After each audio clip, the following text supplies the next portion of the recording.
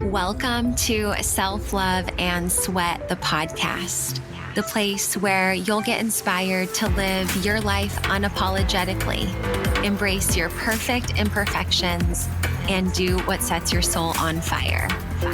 I'm your host, Lunden Souza.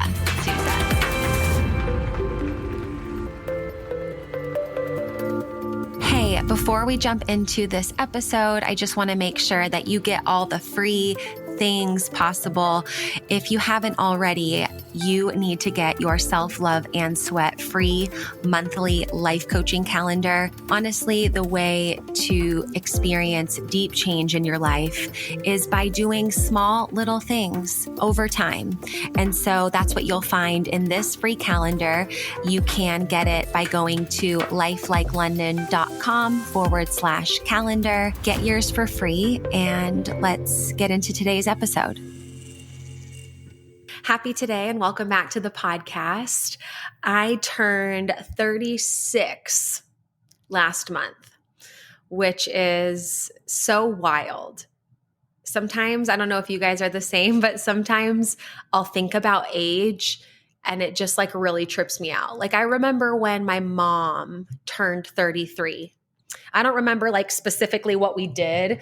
I don't remember I don't know, her birthday party or what we did to celebrate. I just remember my mom turning 33.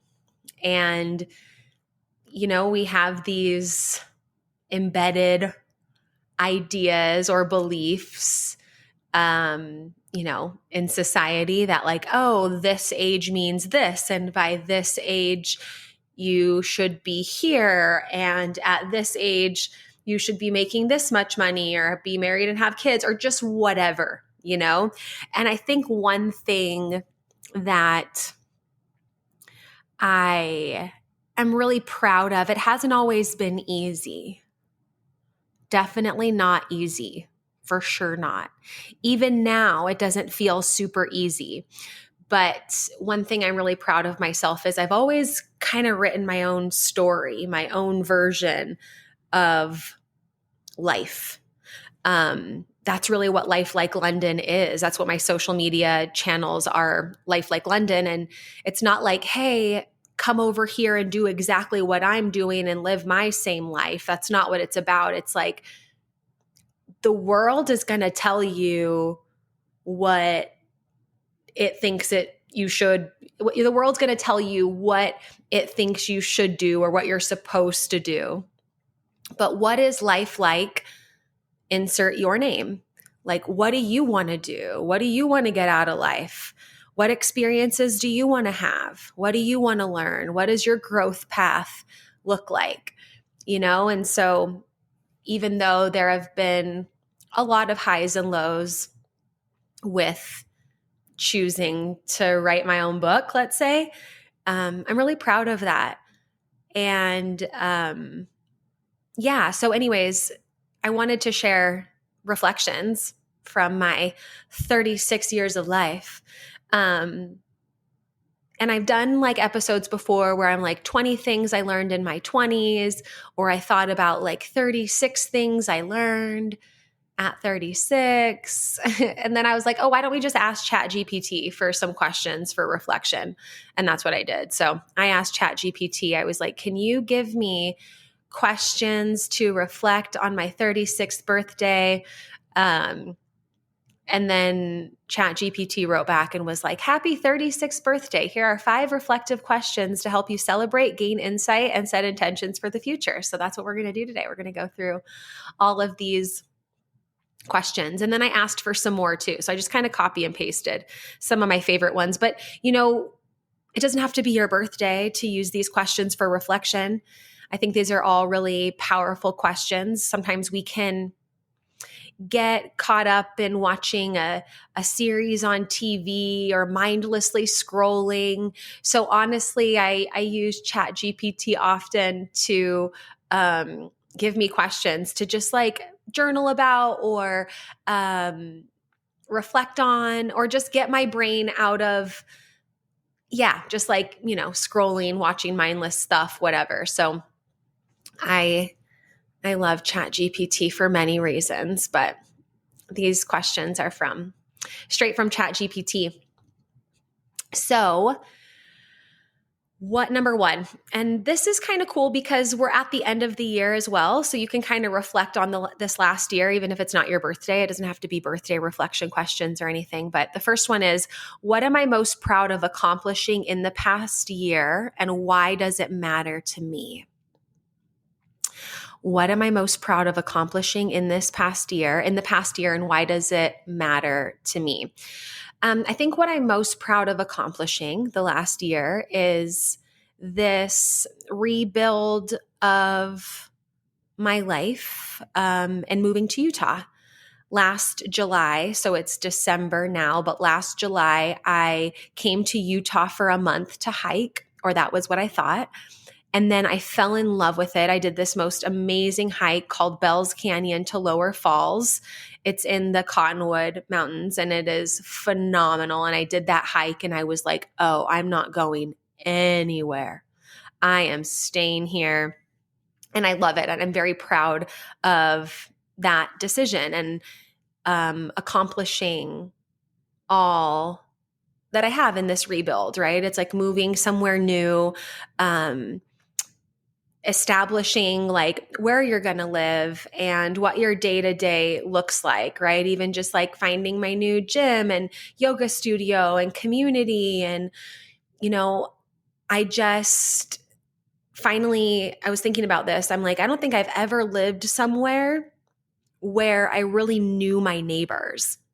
And so I've developed great relationships with my neighbors in my neighborhood, created and stepped into different communities, and met a lot of really, really, really cool people. In fact, Elisa Marie was just over and we recorded a podcast, which actually I cried afterwards. Like I pressed stop recording and then I just sat there with her and just like tears came down my eyes. She's amazing. She's someone I've met here in Utah whose story just, continues. Learning more and more about her continues to just feed my soul. She's so incredible. But I met her. I've met so many amazing people in Utah. And so I think my biggest accomplishment is just, what I'm most proud of accomplishing is stepping out, like moving somewhere new for no reason other than it was what I chose. Because when I think about when I left my parents' house at 17, I moved to Long Beach State to go to college. I moved to Austria to work for a company called Runtastic. And at the time I was dating Joe and he lived there too and worked for Runtastic. So I moved there for love and for business or for work. And then I moved back to America because it was COVID, and that was really the only option. I mean, I guess I could have stayed there while everything was shut down, but I didn't want to do that. So I moved back. And then when I chose Utah, I was like, oh, I could choose anywhere. Like I could choose anything. And so I read this book that I love. I read it a lot. It's called Shadow Work by Danielle Massey. And by getting deep down into our shadows and into the dark parts of us and clearing things out of our subconscious, letting things come up and metabolize, really helped me understand how to and the power of manifestation. And so I went through that whole chapter of the book on how to manifest truly, and made a list of all the things I wanted to experience and how it felt and tasted and smelled and just everything. And now I'm living that manifestation. I remember sitting down with my journal and just writing down all the things I wanted to experience, praying about it, meditating on it, being nervous, but also excited about this to reveal itself to me.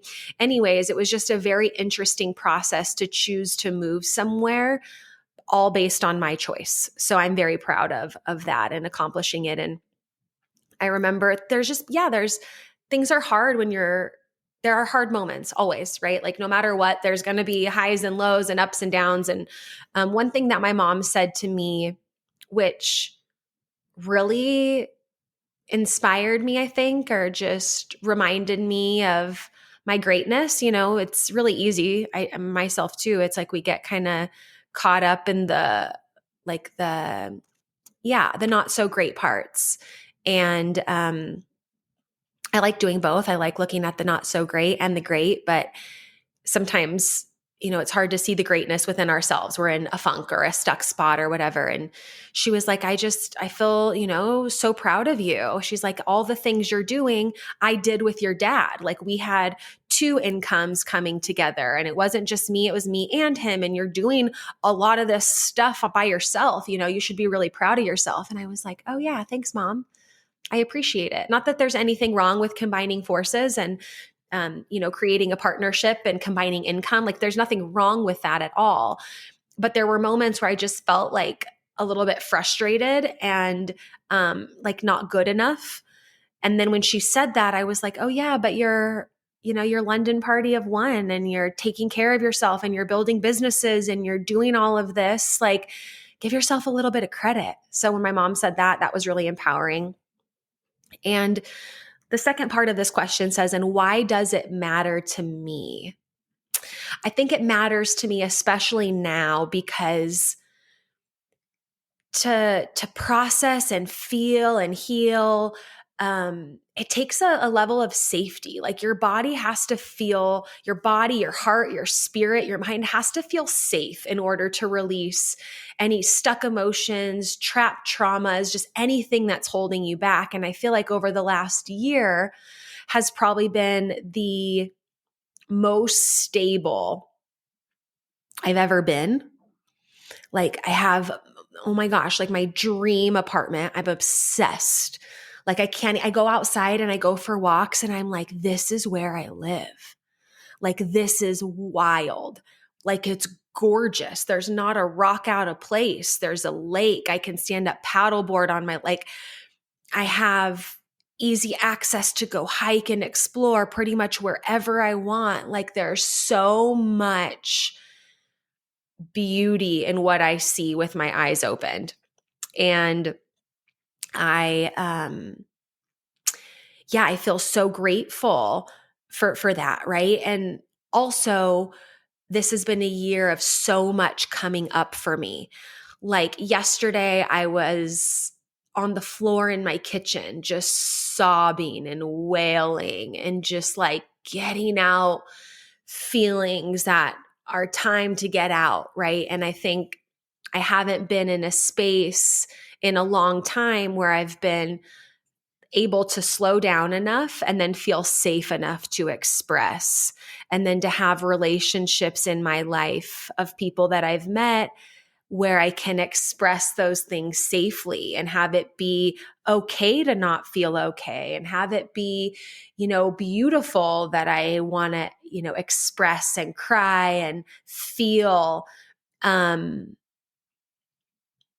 It doesn't have to be joyful and positive and happy and amazing all the time. Now, that doesn't mean that I'm not going to choose gratitude or choose,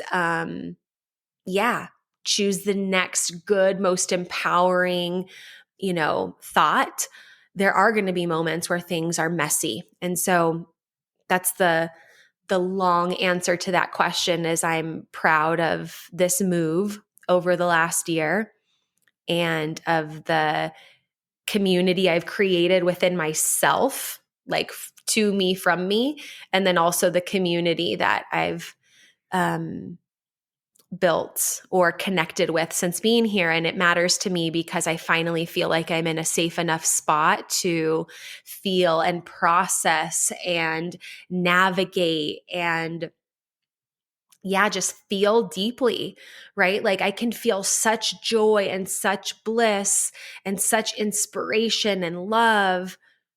And I can also feel like deep sorrow, sadness, despair. And it's like sometimes there's not even anything, I don't know, particularly bad that's happening. It's just like the flow of that feminine energy. It's like sometimes things come up and I'm like, I just need to like cry and scream. And I can do that. And I have the space to do that.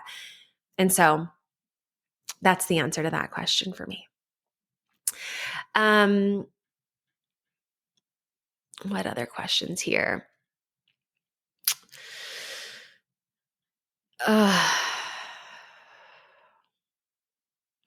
What is one belief I'm ready to let go of as I step into this new chapter? And what empowering belief can I replace it? By the way, I didn't prepare any answers to any of these questions. So as I'm reading them, I kind of copied and pasted some. I'm like thinking of it as we go. One belief I'm ready to let go of and let go of as I step into this chapter, and what empowering belief can replace it. I think the belief is like,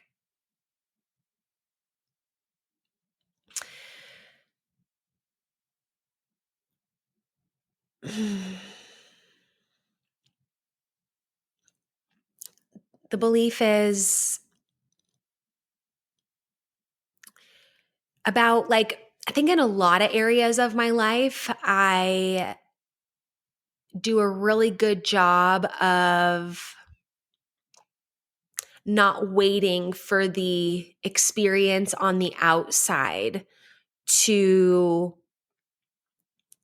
dictate how I'm feeling on the inside, right? Like feeling gratitude ahead of the experience, feeling love and joy and peace, even when things don't feel that way. Like I definitely have a beautiful belief that I love, that we can't wait for things outside of us to change in order for things on the inside of us to change.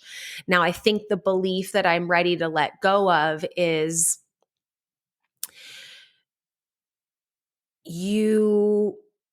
it's okay to have multiple days of not feeling amazing. I think I'm used to like having a couple days of just feeling like sad or down or maybe frustrated or just moving through some things I need to feel, right? And I think the belief is like I can still be the Lunden I want to be with all of the feels. And sometimes the feels that are not so pleasant can be present longer, and that's okay. So I'm trying to figure out how to word this in a way that answers the question. Not that I need to. This is my podcast. I can do it however the fuck I want to do it. But what is one belief I'm ready to let go of is like, you have to feel good most of the time in order to like keep it moving, you know? And it's just wild because I felt so much over the last year, like sad, anger, rage, frustration, happiness, love, sorrow, just all the feels. And it's okay. It's okay to feel all the feels. Nothing has to be wrong. Like if you feel sad or upset or frustrated, like nothing has to have happened. It could just be that like sadness or anger and frustration feel safe enough now to like start to come up. And so yeah, that's a belief I want to bring into my like all emotions are beautiful. All of them have a place and have a purpose. You can, and maybe this is kind of the belief is like, especially like over the last few months, I have been feeling a lot of these things. And then I'm like, how, and messing up royally in a lot of ways with communication and feelings and understanding my feelings and just being like super fucking messy. And I think the belief I had is like, you can't be messy and be a coach and have a podcast. Like, if you're messy, you can't share that mess, And I don't think I've ever said it that way. But as I'm talking myself through it, that's what it really feels like is like, you can be messy and that's the new belief I want to bring into my next year is like, you can be messy and have a really good and loving relationship. You can be messy and be very successful in business. You can be messy and,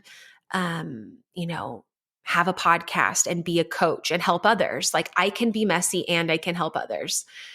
And I think the programming of just always trying to look a certain way. And, my grandparents were visiting with my mom a few weekends ago. And my grandpa is like very nitpicky to my grandma.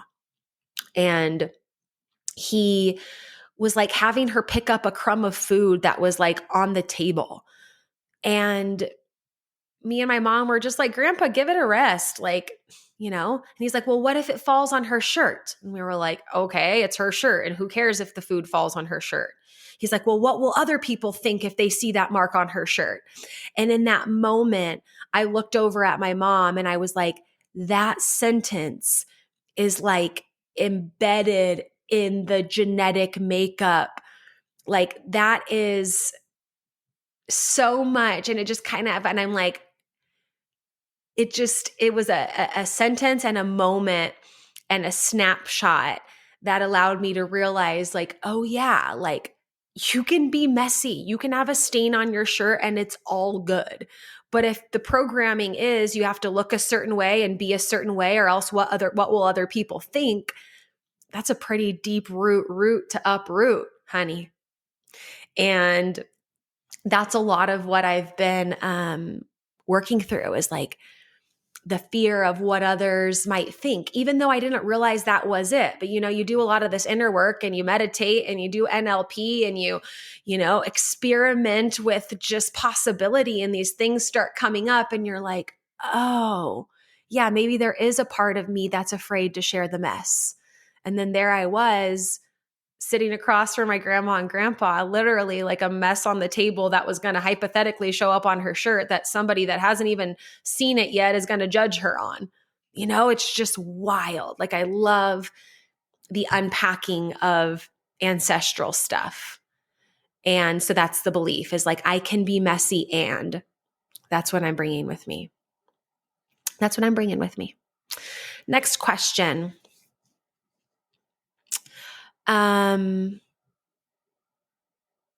What is one area of my life where I want to focus more attention and energy as I step into my 36th year? One area of my life. So I was talking with my friend Kara this morning. We talk every single day on audio messages, and we're very real with each other. She's very real with me. I very much appreciate it. But she's just like, I feel like you need to play more. She's like, I feel like you need to like just go out and do something that's not work or not about the podcast or just not about anything other than just like playing. She's like, yeah, you go to the park and you swing and like, she's like, but what like is really going to feel like play and like fun for you? And I was like, oh yeah.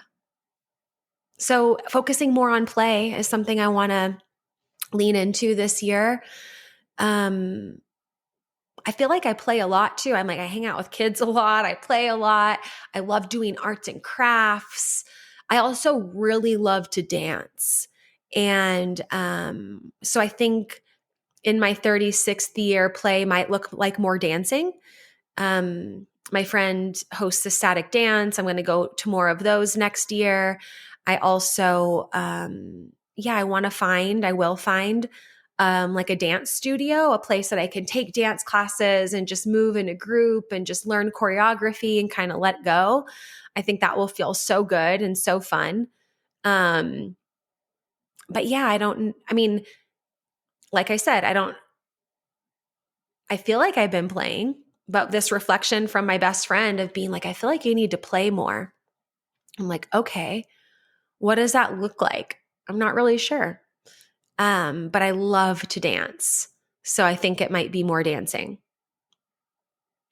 And I think too, a lot of my life and adventure has been from going to new places. Like I'm still always going to love to travel. I'm still going to keep traveling. But I also want to travel and discover and play right where I'm at. I noticed that last week when I was just feeling a little bit down, even yesterday when I just like broke down in my kitchen and was just crying, I was like, oh, I wish I could just go somewhere, like pack my bags and go on an adventure.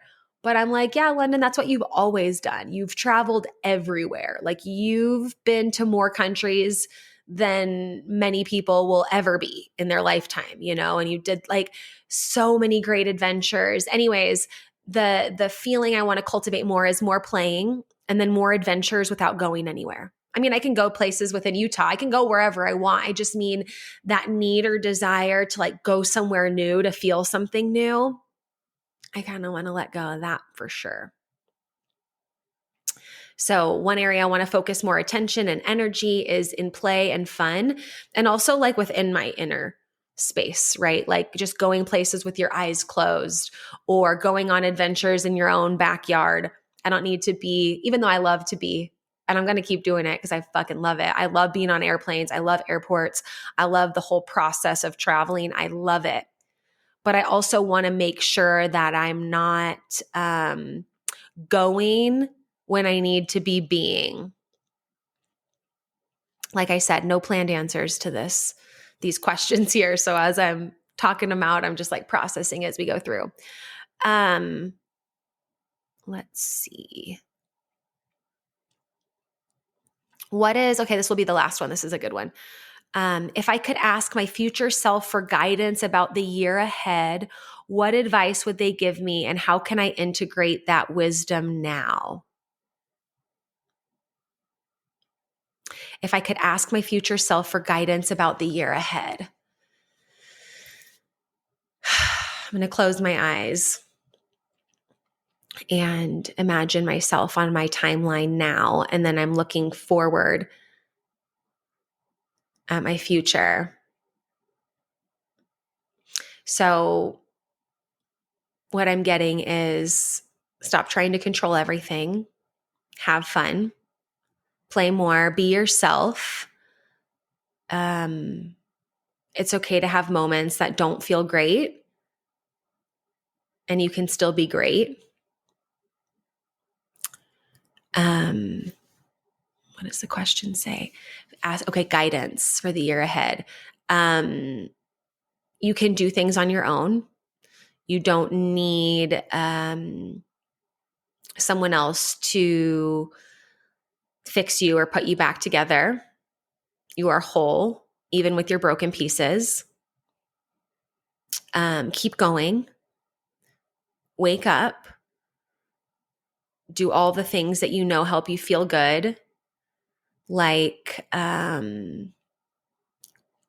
exercise and meditation and eating well and eating with the desire to nourish, which is something I feel like I'm so proud of myself for overcoming the need to eat a certain way, to look a certain way. Like over the past, I would say like 4 or 5 years, I just really feel like the nourishment from food outside of like what I'm going to look like, which feels so great. Guidance from my future self is just to keep doing the things that I know move the needle. Probably say no to more things or let go of certain things.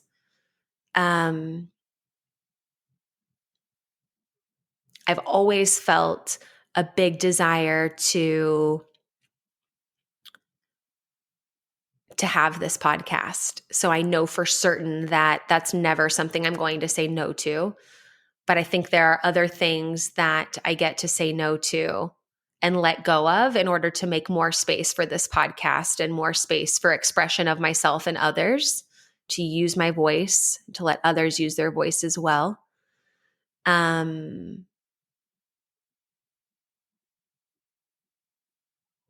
Do more things that scare you. What other guidance is future me giving me? Be more present with the people that you love.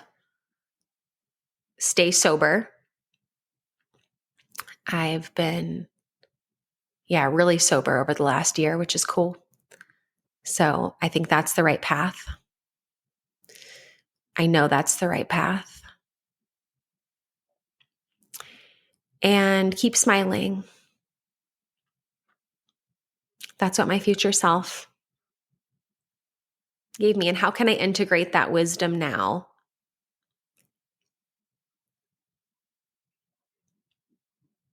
Yeah, I think just saying it out loud helps me integrate it. I don't think I sat in that way that I did just now of like visualizing where I'm at and my future self on my timeline and then asking for that wisdom. That was really cool. I enjoyed that. And I think I just want to end with saying like, thank you for listening and for being a part of Self Love and Sweat the podcast. Maybe you've listened to this podcast since we started, which is very different than how it is now.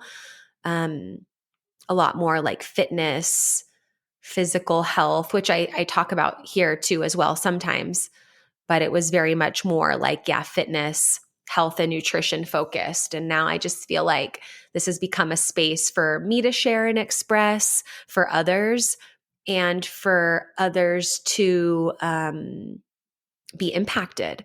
I love getting messages from listeners about how it's helped them change their perspective, change their heart posture, have a realization or a learning. Sometimes it's not even like what is said on a podcast, but it's like you sitting down, choosing the topic, listening, coming as you are, and then hearing something that ignites something else in you. And then you kind of figure out, a new solution or a new path on your own.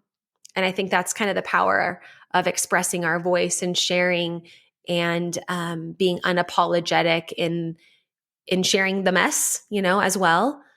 I think that's what's really cool about this podcast. So thank you for being here and for listening and for tapping in and for hearing what I have to say about what I think I know in 36 years, which is crazy. Yeah, I love you. That's all for today. See you at the next episode. Thank you so much for listening to this episode of Self Love and Sweat the podcast. If you enjoyed this episode or were inspired by it or something resonated with you, do me a favor and share this episode with a friend, someone that you think might enjoy this episode as well. That's the ultimate compliment and the best way to make this podcast ripple out into the world of others. And also you can leave us a review up to 5 stars wherever you're listening to the podcast. Thank you so much for listening, and we'll see you at the next episode. I appreciate you.